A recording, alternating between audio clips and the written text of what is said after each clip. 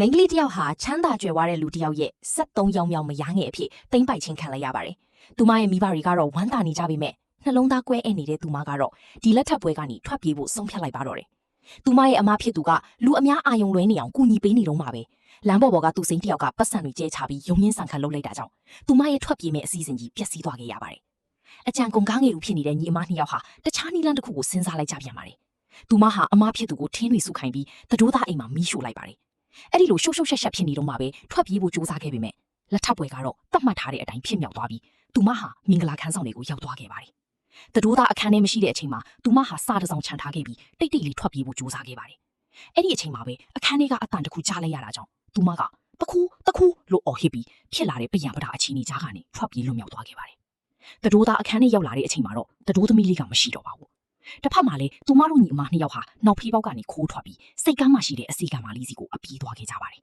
။ဒါပေမဲ့လှီသူကြီးကသူမရဲ့မင်္ဂလာဝတ်စုံကိုမြင်လိုက်ရတဲ့အခါတတိုးသားရဲ့မိသားစုကတောစာအာနာကြီးလွန်းတာကြောင့်မကူညီရေးပဲကြောက်နေခဲ့ပါတယ်။အဲ့ဒီအချိန်မှာပဲအိမ်တော်ထိန်တဲ့လူအုပ်ကြီးကတတိုးသမီးနောက်ကိုအမီလိုက်လာကြပါတယ်။ဒါပေမဲ့သူတို့တွေးလိုက်ရတာကတော့တခြားအမျိုးသမီးတစ်ယောက်သာဖြစ်နေခဲ့ပါတယ်။အိမ်တော်ထိန်ကအသေးအတန်လိုက်ရှာနေပေမဲ့တကယ်တတိုးသမီးလေးကတော့လှီနဲ့ဝီးရကိုထွက်သွားခဲ့ပါပြီ။အိမ်မှာကြံခဲ့တဲ့တတိုးသားကတော့သူမခြံထားခဲ့တဲ့စာကိုဖတ်ပြီးဒေါသတွေပေါက်ကွဲကသူမကိုဘလူနီးနဲ့မဆိုပြန်ရှာဖို့အမိန့်ပေးလိုက်တော့ပါတယ်။သူမကတော့လှီပေါ်မှာဘီးကွန်းစွာနဲ့တငယ်ချင်းဖြစ်သူစီကိုခီလုံဖို့ထွက်သွားခဲ့ပါပြီ။ဇလန်းလေးကိုစိတ်ဝင်စားရဆိုရင်တော့ဆက်လက်ဆောင်ကြည့်ပေးကြပါဦးရှင်။